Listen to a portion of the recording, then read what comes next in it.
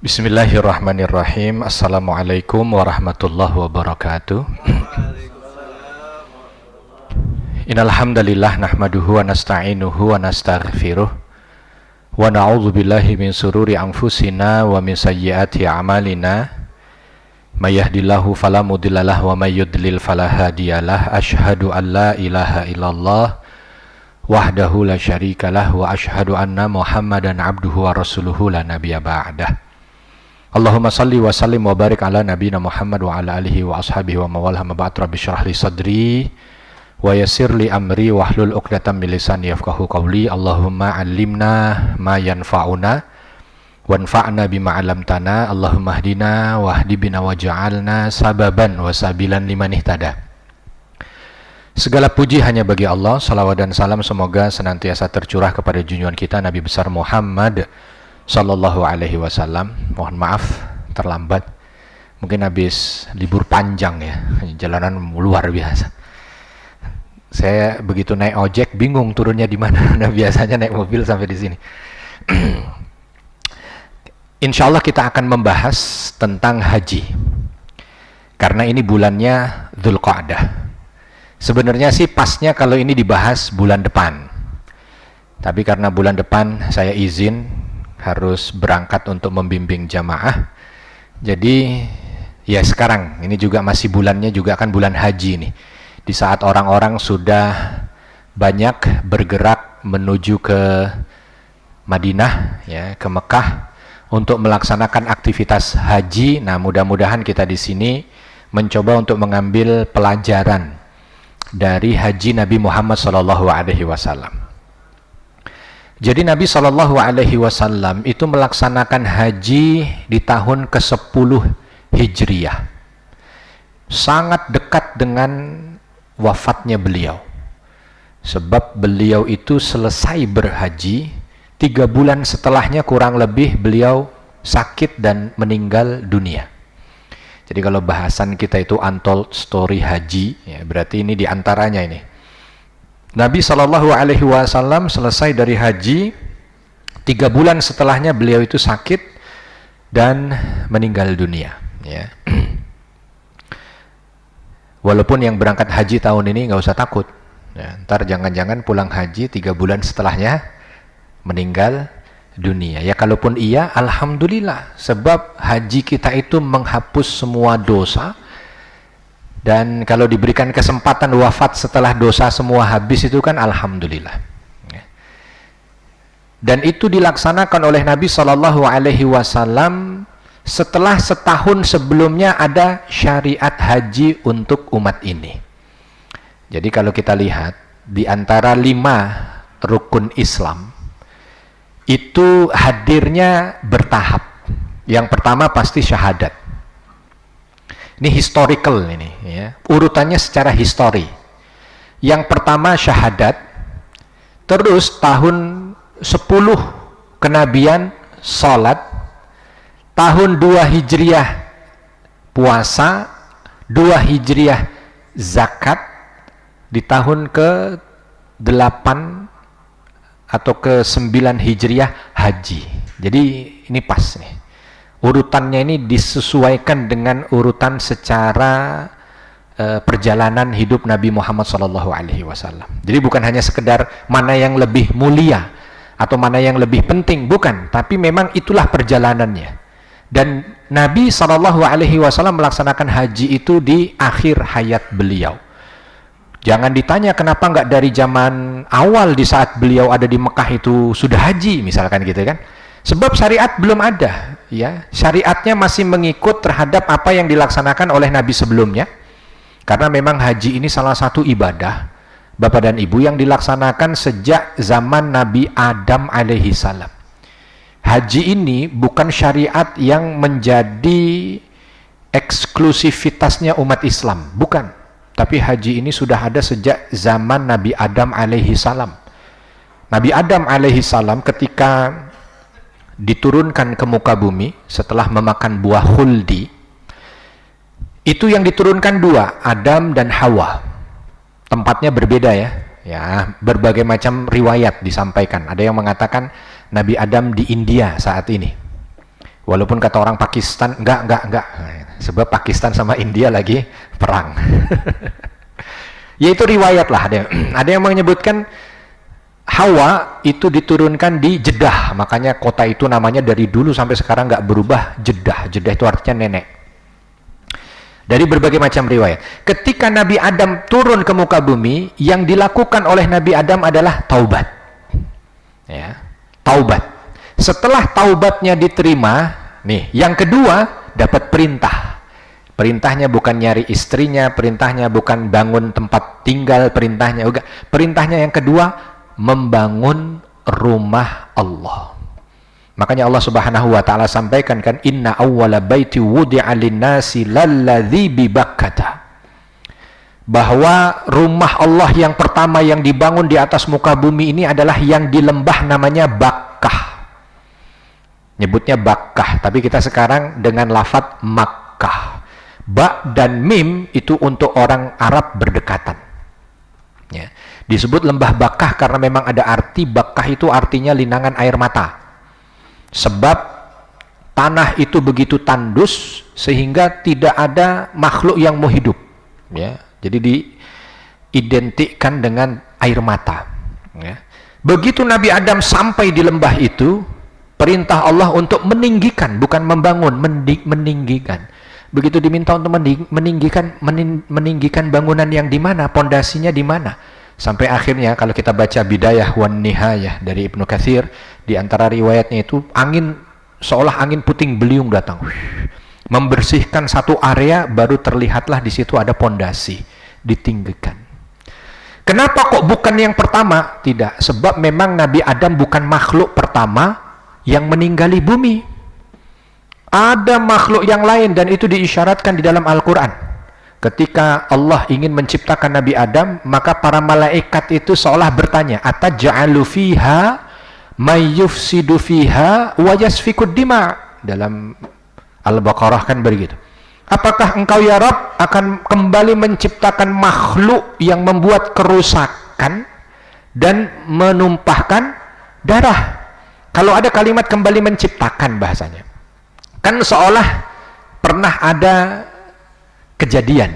Dan ternyata luar biasa kalau kita lihat di dalam apa yang ada secara ilmiah, banyak kota atau peninggalan atau apalah namanya, itu kalau dihitung, sekali lagi secara ilmiah ya, bukan perdukunan, bukan, itu batunya 50.000 tahun yang lalu, 25.000 tahun yang lalu. Bahkan ada di Palestina itu kota yang mendapatkan perlindungan UNESCO ya, karena itu kota tertua yang pernah ada di atas muka bumi, 75.000 tahun. Kota dalam bentuk kota Jericho, kota Ariha. Dan pasti bukan Nabi Adam, pasti, sebab Nabi Adam itu 7.000 tahun sebelum Masehi. Nabi Adam 7.000 tahun sebelum Masehi. Kalau dari kita hanya 9.000 tahun. Jadi bukan 20.000, 30.000, 40. Apalagi kisah dinosaurus yang ditulis di situ jutaan tahun yang udah pasti bukan Nabi Adam. Banyak yang baca ayat ini masuk Islam, Pak. Sekedar karena ini pasti bukan karangan Muhammad menurut mereka. Karena apa? Berbicara tentang itu dan ternyata fakta yang ada di lapangan begitu, nggak usah jauh-jauh kalau kita di Indonesia. Di Sukabumi itu, selatan Sukabumi, ada tumpukan bebatuan bentuknya piramid. Dan itu menurut arkeolog, sekali lagi bukan dukun ya, memang yang punya ilmu tentang hal itu, mengatakan itu 50.000 tahun. Dan itu disusun bukan dengan binatang, bukan hewan, dengan makhluk yang dia memiliki kemampuan untuk menata itu, karena itu presisi, dibikinnya bisa. Binatang enggak? Ya walaupun mengundang perdebatan. Kata siapa binatang nggak bisa? Buktinya lebah juga bisa bikin yang presisi. Ya, tapi ini hanya satu. Kalau lebah banyak dia pakai. Apapun itu, tapi isyarat itu ada. Sehingga ketika Nabi Adam datang ke sana, di Ka'bah itu meninggikan. Dan isyarat itu ada pada Nabi Ibrahim, nanti kita lihat. Ditinggikanlah bangunan. Disitulah diminta untuk memakmurkan. Sebab Ka'bah itu kalau ditarik lurus ke atas itu langsung ada pada Baitul Ma'mur. Kalau di sini yang tawaf di seputaran Ka'bah itu manusia, yang di Baitul Ma'mur itu yang tawaf adalah malaikat. Itu haji. Setelahnya memang tidak disampaikan bagaimana haji-haji secara umum, bukan haji-haji secara khusus yang dilakukan oleh para nabi, syariatnya bagaimana tidak disebutkan. Tetapi Nabi pernah dalam haji wada'nya itu lewat satu lembah. Mendekati Mekah, ini sudah mendekati Mekah. Ketika sampai di lembah itu, Nabi Shallallahu Alaihi Wasallam, Nabi Muhammad Shallallahu Alaihi Wasallam memanggil Abu Bakar. Dipanggil Abu Bakar. Wahai Abu Bakar, lembah apakah ini? Abu Bakar dengan adab. Kenapa yang ditanya Abu Bakar? Bukan karena sahabat dekatnya, bukan. Tapi Abu Bakar ini memang terkenal sebagai ahli sejarah. Ketika ditanya, Abu Bakar menjawab dengan adab, Allahu wa rasuluhu a'lam, yang paling tahu Allah dan Rasulnya. Maka Nabi mengatakan, aku diperlihatkan bahwa Adam alaihi salam menuju ke Mekah lewat lembah ini, Ibrahim alaihi salam lewat Musa. Itu untuk menunjukkan bahwa ketika Nabi mengatakan ini lembah para nabi, menunjukkan bahwa nabi-nabi sebelum Nabi Muhammad SAW datang ke Ka'bah. Nggak diketahui bagaimana Nabi Idris setelah Nabi Adam itu berhaji, Nabi Nuh berhaji, Adam, Idris, Solehud, nggak diketahui sampai Nabi Nuh. Terjadi apa yang kita sudah ketahui ceritanya, banjir bandang yang begitu besar sampai membuat seperti lautan, termasuk yang terhempas adalah Ka'bah. Lepas perjalanan manusia setelah Nabi Nuh, Nabi terdekat yang kalau kita lihat ceritanya dalam Al-Quran adalah Nabi Ibrahim alaihi salam. Nabi Ibrahim dengan cerita panjangnya. Bayangkan lahirnya di Ur, perbatasan antara Irak dan Iran sekarang. Berjalan terus ke utara Irak di Haran, lalu ke Palestina, tiba-tiba diminta untuk pergi menuju ke satu lembah. Di lembah itu istri dan anaknya suruh tinggal. Di lembah itu yang nanti berikutnya ketika anaknya sudah masuk usia 7 atau 8 tahun diminta untuk disembelih. Di lembah itulah ketika nanti Ismail sudah beranjak dewasa diminta untuk meninggikan satu bangunan. Kala itu Nabi Adam mana yang mau ditinggikan ketika ditunjukkan pondasinya? Padahal sudah lama Nabi Ismail dari bayi di situ. Kalau dilihat pada masa itu, Zam-Zamnya sudah ditendang-tendang, sudah keluar airnya, Ka'bah belum ditinggikan. Yang hancur dihempas bandang, ya banjir di zaman Nabi Nuh itu, sampai ketika Nabi Ismail mau disembelih pun, belum ditinggikan Ka'bahnya. Nah, setelah itu barulah ditinggikan Ka'bah. Begitu ditinggikan Ka'bah, makanya sekarang itu Ka'bah itu semuanya penuh dengan napak tilasnya Nabi Ibrahim. Ada makom Nabi Ibrahim yang bentuknya seperti sarang burung, ya. Terus ada hijir Ismailnya, ya. Nah, yang dibangun dari zaman Nabi Adam sampai dengan zaman Nabi Ibrahim alaihi salam itu bentuknya tidak Ka'bah seperti kita, Pak, yang kita lihat saat ini, bukan. Bentuknya adalah segi empat, dan hijir Ismail yang setengah lingkaran itu semuanya naik ke atas. Jadi bukan kubus bentuknya, bukan. Tapi bentuknya seperti apa? Kalau bahasa kita sekarang kayak roti tawar, ya, yang dijual di pasaran yang masih ada ujungnya itu, gitu, ke atas gitu. Dan itu diceritakan oleh Nabi saat Fathul Makkah. Lalu kenapa kok bentuknya jadi seperti kita sekarang ini? Sebab di saat Nabi usia 35 tahun, 5 tahun menjelang beliau itu diangkat menjadi Nabi, itu namanya Ka'bah sudah mau roboh, udah doyong, mau roboh. Orang-orang Quraisy kala itu diskusi, gimana ini Ka'bah ini kalau nggak kita renov, kalau nggak kita bangun ulang, maka dia akan jadi tumpukan batu. Tapi kalau kita mau bangun ulang, siapa yang berani? Sebab mereka masih terngiang peristiwa 35 tahun sebelumnya, di saat ada seorang raja namanya Abrahah datang dengan gajahnya ingin menghancurkan Ka'bah. Itu tiba-tiba ada makhluk yang kala itu belum tahu kalau itu ababil, sebab Islam kan belum datang. Jadi pokoknya mereka tahunya ada makhluk dari atas tiba-tiba bawa batu melempari mereka semua dan mereka mati. Masih terngiang itu, mereka takut. Akhirnya ada seorang yang bernama Mughirah kala itu, termasuk pimpinannya Quraisy juga. Dia yang menjadi volunteer awal, ya. Bukan volunteer, apa namanya, ya, yang menjadi, pokoknya dia yang rela berkorban mengawali. Gini aja, saya pimpinan kalian, biar saya dulu yang menghancurkan, kalian agak menjauh. Ketika nanti saya pukul Ka'bah, kalau hancur, datang makhluk yang pernah kita lihat, biar saja saya yang mati, biar aku saja yang mati. Tapi kalau ternyata nanti tidak, berarti Allah ridho. Benar, yang lain pada balik di belakang Jabal Abi Kubais itu, di belakang semua melihat, dia yang mukul. Satu sudutnya dipukul. Ya, begitu dipukul, wah. Sampai akhirnya mereka yakin bahwa itu aman. Ya, barulah mereka datang, dibangun. Cuman masalahnya mereka sudah sepakat dibangunnya hanya dengan harta halal. Ketika dikumpulkan harta halal, cukupnya cuman bikin kubus itu, yang setengahnya duitnya kurang. Ya. Jadi Quraisy itu punya rekening halal, punya rekening haram. Bapak, Ibu punya begitu juga? Ada rekening halal, ada rekening haram. Cuman masalahnya orang Quraisy dulu itu kalau halal duitnya dikit. Kalau yang haram mau bangun 100 Ka'bah bisa. Cuman masalahnya udah sepakat pakai duit yang halal. Coba, Islam belum ada aja, mereka udah sadar halal, haram. Sekarang yang sudah berislam katanya, itu kalimat semboyannya halal, haram, hantam. Malah ada sekarang tengah-tengah. Ini halal atau haram? Halal atau haram? Halam. Halam. Jadi bukan haram, halam. Itu dibangun. Nah, ketika dibangun, nah waktu Fatu Mekah Nabi bilang, cerita itu para sahabat, kalau gitu kita hancurkan lagi Rasul, kita bikin seperti Nabi Ibrahim membangunnya. Kata Nabi, tidak. Aku ingin menghormati upaya orang Quraisy yang kala itu membangun Ka'bah niat baik dengan harta halal mereka.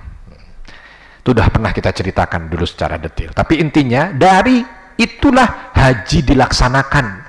Sebab Nabi Ibrahim setelah membangun Ka'bah itu, dikasih dulu, mau minta apapun. Makanya Nabi Ibrahim, Rabbana taqabbal minna innaka antas sami'ul alim wa tub alaina innaka antat tawwabur rahim rabbi ja'alni muqimas shalah wa min dzurriyyati rabbana wa taqabbal du'a. Semuanya diminta. Sudah selesai diminta, Allah memerintahkan Nabi Ibrahim naik ke salah satu bukit.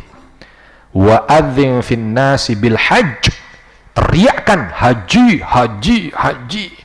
Maka nanti orang setelahmu akan datang ke sini, baik dalam kondisi jalan kaki, entah naik kendaraan dan lain sebagainya. Nabi Ibrahim teriak aja, tapi bingung teriak. Ya Rob, siapa yang dengar? Saya teriak ini paling yang dengar yang di bawah, itu pun juga mungkin mereka nggak dengar suara saya sebab saya naik ke atas. Perintahnya adzin finnas, udah teriak aja. Ya udah, ke arah barat, selatan, timur, utara, teriak Allah, haji, haji, haji. Ternyata subhanallah, teriakan itu, walau kita tidak mendengar apa yang diteriakkan oleh Nabi Ibrahim, minimal kalau kita baca ayatnya, jadi seolah terdengar teriakan itu. Dan ternyata sampai di kita saat ini. Saya yakinlah minimal yang hadir di sini, itu tidak mungkin di hatinya tidak ada keinginan haji, mustahil. Pasti punya. Yang sudah berhaji pun kadang kalau mengulang cerita hajinya menjadi cerita yang begitu membahagiakan. Itu apa? Teriakan tadi. Ya. Sehingga setelah itu haji dilaksanakan. Tentu mengikut syariat Nabi Ibrahim. Makanya kalau kita lihat haji yang sekarang itu Pak, semuanya, bukan semuanya, mungkin 80% itu syariat dari Nabi Ibrahim.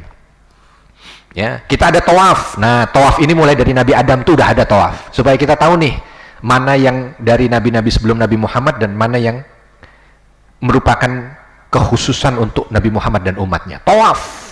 Tawaf itu dari zaman Nabi Adam udah tawaf. Lalu ditambah sa'i. Sa'i dari mana? Dari Hajar. Ketika Ismail nangis, kan Hajar yang lari. Sofa Marwah, Sofa Marwah. Ya. Ada orang bilang, kan sebenarnya Hajar pinter. Tapi kalau tahu bahwa yang ada di Sofa dan Marwah itu Fata Morgana, kenapa lari terus-terusan? Gitu. Emang kenapa? Coba 2 kali lari aja. Kan berarti kita sa'inya juga cuman 2 kali. Justru di situ ada hikmahnya bahwa Hajar dengan keyakinan yang luar biasa tidak pernah putus dari rahmat Allah. Oke lah. Kan sekarang ini kita di dunia itu betapa banyak orang yang menuhankan teori. Pada kalau dilihat teori itu apa kalau dibanding dengan takdir. Oke lah, teori membatasi kita untuk melakukan hal-hal yang masuk di akal. Tetapi jangan menafikan ketauhidan kita bahwa di balik teori duniawi itu ada yang mengatur gitu. Makanya orang sekarang ini banyak menuhankan teori, akhirnya menuhankan ikhtiar. Ya. Sehingga apa-apa dihitung. Maka ketika disebut sedekah itu bisa mengundang rezeki, nggak masuk di otaknya. Sedekah itu ngeluarin. Kalau ngeluarin bukan nambah, tapi mengurangi. Akhirnya semua diteorikan masalah. Hidup kita aja kalau mau dibikin teori nggak selesai. Dan nggak akan hidup kita. Ya. Menyadarkan kita bahwa ada zat yang mengatur seluruh, bukan kita aja, seluruh alam jagat raya. Makanya Siti Hajar nggak pernah berhenti. Dan alhamdulillahnya di putaran ke-7 itu kaki Nabi Ismail udah menghentakkan Zam-Zam. Kalau ternyata sampai 70 putaran, dan itu akan dilaksanakan oleh Siti Hajar. Dan yang luar biasa, yang repot orang sa'i sekarang. Bayangkan 70, begitu manasik, Bapak Ibu nanti di sofa ke Marwah, Marwah sofa, Marwah sofa, wah gempor. Ya, tapi izin Allah, semuanya disesuaikan dengan ukurannya. Ya. Semuanya disesuaikan dengan batasannya. Akhirnya itu jadi syariat. Terus ada lontar jumroh. Syariat dari siapa lontar jumroh? Dari Nabi Ibrahim. Di saat Nabi Ibrahim alaihi salam itu usianya mendekati balagha ma'ahu sa'i, kalau bahasa Al-Qur'annya begitu ya.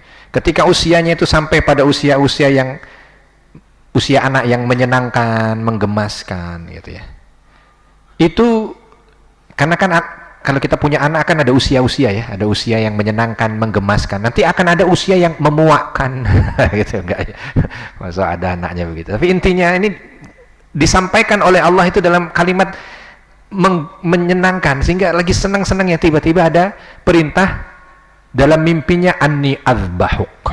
Diminta untuk nyembelih, bukan perkara ringan. Tapi akhirnya dibawa, begitu dibawa menuju ke arah timur Mekah. Di daerah yang namanya Mina, setan datang. Ibrahim, benar kamu mau nyembelih putramu itu? Kalau kamu sembelih itu memang bentuk di mana Allah ingin menyengsarakanmu saja. Apa yang kamu minta baru beberapa saat sudah mau disembelih. Dilempar oleh Nabi Ibrahim. Ula namanya, di lemparan pertama, setan goda di perjalanan pertama. Maka ada lontar jumroh ula. Yang kedua wusto, di tengah berikutnya ada lagi setan datang, lempar lagi. Aqobah, yang mengikuti. Nah, yang mengikuti itu Aqobah namanya. Yang mengikuti lebih banyak. Makanya yang Aqobah ini yang pertama kali dilempar tanggal 10 Dzulhijjah itu. Yang lain belum dilempar, ini udah dilempar duluan. Sebab Aqobah ini setan yang ngikutin ini lebih banyak untuk ganggu. Pokoknya datang setan-setan, Ibrahim lempar. Itu jadi syariat lontar jumroh. Ya, jadi semuanya diambil dari Nabi Ibrahim sampai akhirnya berangkat menuju ke satu gunung disembelih dengan cerita yang masyhur. Itu turun menurun terus sampai dengan Nabi Muhammad SAW. Ketika beliau mendapat wahyu, orang-orang di Mekah itu, bahkan bukan ketika beliau mendapat wahyu, ketika beliau lahir itu orang-orang di Arab sudah datang ke Ka'bah Mina untuk haji. Makanya di awal-awal dakwah Nabi itu fokus diantaranya buat mereka yang datang ke Mekah untuk haji. Sehingga dakwahnya kemana? Ke salah satu pasar yang namanya Ukaz. Itu di dekat Taif. Itu pasar bukanya cuma musim haji. Setahun cuma buka 4 bulan. Habis itu tutup. Mereka yang mampir di pasar itu sebelum masuk menuju ke Mekah untuk haji, Nabi dakwah di situ. Selain di situ, Nabi dakwah di Mina. Saya tidak tahu udah pernah saya ceritakan atau belum tentang kisah 6 pemuda dari Madinah yang ketemu Nabi saat haji. Dan itu di tahun ke-11 kenabian, belum hijrah Nabi. Kok datang ke Mina ngapain? Haji. Mereka haji di sana. Padahal mereka ini yang 6 belum masuk Islam, tapi udah haji. Haji dengan syariat siapa? Nabi Ibrahim alaihissalam. Di situ ketemu, barulah Nabi menyampaikan dakwah ini, diterima oleh mereka. Mereka pulang ke Madinah menyiapkan. Dan akhirnya ada utusan di tahun berikutnya, terjadilah Baiat Aqobah pertama, dan itu di Mina. Baiat Aqobah kedua, dan itu di Mina. Artinya Nabi sudah melaksanakan itu, tetapi belum dengan syariat yang dibawa oleh Nabi Muhammad SAW. Nabi pindah ke Madinah tidak pernah setelah beliau hijrah ke Madinah datang ke Mekah untuk haji, tidak pernah. Tidak pernah. Ya, dan dakwah saat musim haji sudah tidak lagi dilakukan. Tapi haji di Mekah masih dilakukan oleh orang-orang Arab. Sampai ketika masuk tahun ke-9 Hijriah, tahun ke-9, ada syariat haji. Tapi kala itu Nabi tidak ikut serta di haji. Haji pertama kaum muslimin yang menjadi Amirul Hajj Abu Bakar. Seolah ini menjadi haji pembuka. Tahun ke-8 Hijriah Mekah dibuka dengan Fathu Mekah. Semua orang yang ada di Mekah sudah masuk Islam. Setahun setelahnya, di tahun ke-9 haji pertama dilaksanakan. Dan itu di bawah pimpinan Abu Bakar. Nabi belum haji. Kenapa Nabi belum haji? Banyak catatan dari para ulama. Tapi intinya Nabi di situ tidak ikut. Di tahun ke-10 Hijriah baru Nabi di bulan Syawal mengumumkan, tahun ini aku akan haji. Siapa yang mau ikut, daftar. Selama kuota ada, nggak ada. Kalau dulu nggak ada kuota, ya dulu mah nggak ada kuota. Sehingga terdaftar, nih yang saya mau tekankan di sini. Sehingga terdaftar banyak. Kalau Syekh Mubarakfuri mengatakan 124.000 sahabat. Ibnu Hisham mengatakan antara 115 sampai 130.000. Jumlahnya fantastis ini. Untuk zaman itu fantastis. Bayangkan, 2 tahun sebelumnya di tahun ke-8 itu Nabi hanya membawa 10.000 Pak untuk berangkat Fathu Mekah. Itu udah dikumpulkan maksimal 10.000. Hanya jarak 2 tahun jadi 120.000. Itu kenaikannya berapa kali lipat? Hanya 2 tahun. Berangkat itu haji. Kebayang ya, karena di bulan Syawal itu Nabi mengumumkan akan berangkat haji, kan ada Dzulqa'dah nih, Syawal, Dzulqa'dah. Maka ketika dikumpulkan itu kan semua pada datang ke Madinah. Kalau kita ambil 100.000 aja, kebayang itu bagaimana hiruk pikuknya Madinah. Sebab Madinah pada masa Nabi itu besarannya kurang lebih seperti Masjid Nabawi sekarang. Kurang lebih. Sakifah Bani Sa'idah itu udah di luar Madinah itu. Yang sekarang kalau Bapak Ibu berziarah ke sana biasanya mendatangi Sakifah ini di barat laut ya, yang paham arah. barat laut itu sebelum utara. Barat laut itu ada Sakifah, itu udah di luar daerah hotel-hotel yang ada di utara, itu udah luar Madinah. Baqi pun yang sebelah sana itu sudah di luar Madinah. Kapasitas Masjid Nabawi itu kalau tidak salah 25.000 jamaah ya, kalau tidak salah ya. Bayangkan yang datang 120.000, gimana nggak penuh itu Madinah? Luar biasa. Dan itu pasti suasananya begitu menggembirakan. Kenapa suasananya begitu menggembirakan? Sebab bersamaan dengan itu mereka niatkan untuk berangkat haji bersama dengan Rasulullah. Kala itu Rasulullah usianya 63 tahun. Ya, ada yang 63 tahun Pak di sini? Supaya saya tahu nih di mana usia Nabi Muhammad kala haji. Cuman orang Indonesia ini kalau ditanya usia agak sensitif.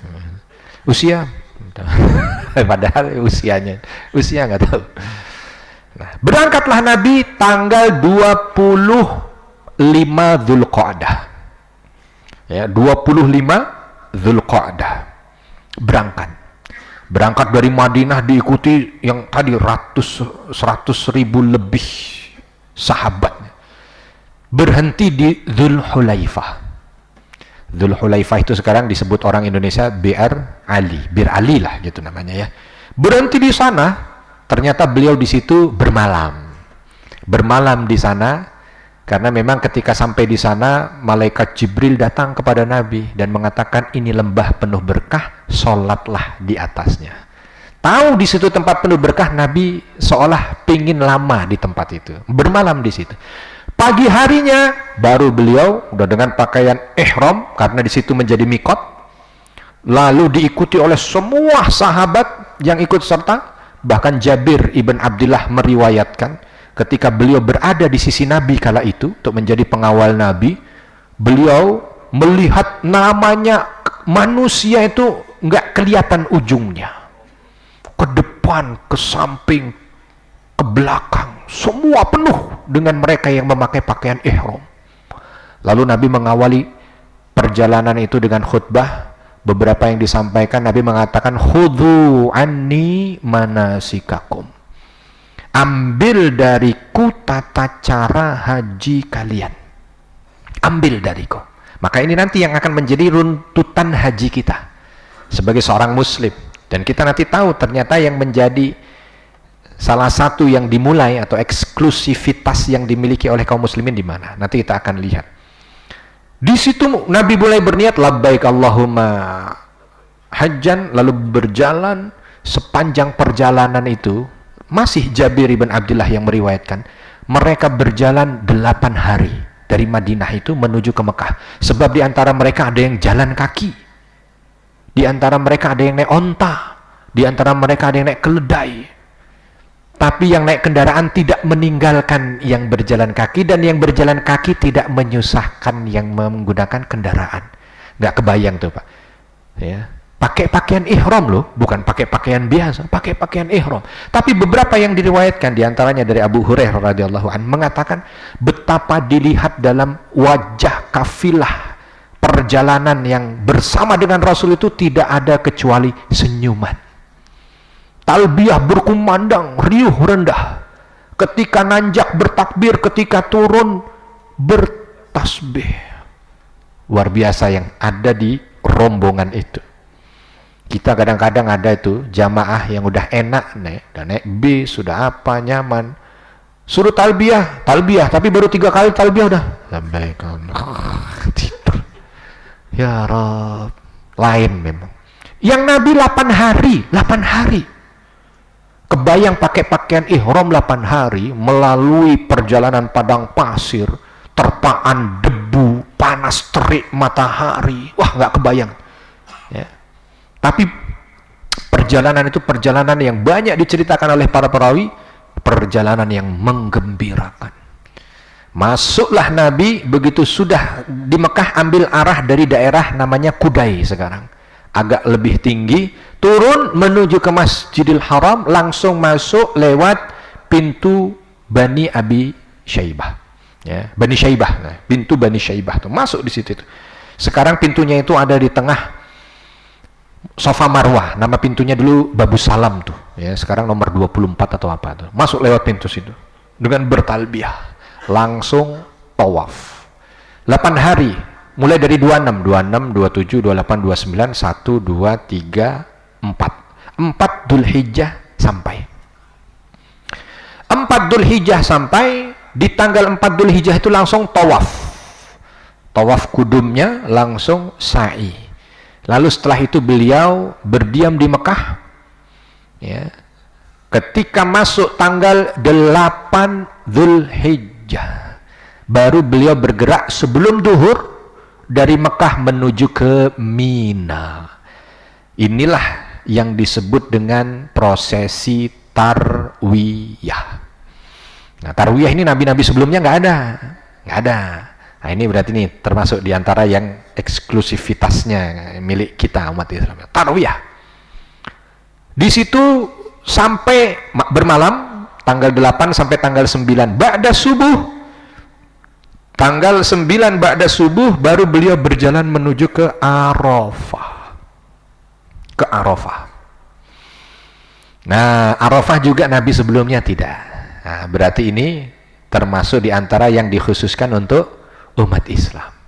Nah, tapi kan di Arafah ada Jabal Rahmah, Ustadz, yang katanya Nabi Adam dan Hawa ketemuan di situ. Ya, cuman ketemuannya waktu bukan haji. Ya, bukan waktu haji. Berarti nggak ada itu, aktivitas di situ tidak ada di zaman Nabi Adam alaihissalam. Nabi bergerak sampai di Arafah kala itu waktu duha. Ketika sampai waktu duha, Nabi SAW memilih satu sudut di Arafah seolah menunggu dan menyampaikan kepada para sahabat yang lain yang ikut, silahkan kalian melihat kanan dan kiri untuk apa? Untuk dijadikan tempat sebagai istirahat dulu, sebab Arafah itu puncaknya ba'da zuhur. Ya, dimulai aktivitas-aktivitas ibadahnya ba'da zuhur. Di sini ada yang menjadi tekanan dari Nabi dengan tarwiyah, ya. Kita balik mundur sedikit ke belakang. Tarwiyah, kenapa Nabi bertarwiyah? Kalau dilihat dari sisi bahasa, tarwiyah ini artinya mengumpulkan bekal, mengumpulkan minuman. Nah, ya, rawa yarwi tarwiyatan, gitu. Mengumpulkan air untuk bekal. Karena memang besok itu merupakan inti haji. Makanya Nabi nanti menyampaikan al-hajju Arafah. Haji itu wukuf di Arafah.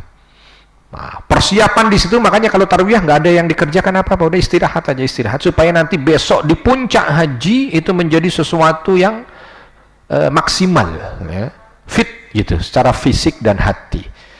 Maka Nabi sampai di sana di Arafah jam 9, beliau beristirahat sejenak, begitu masuk waktu zuhur.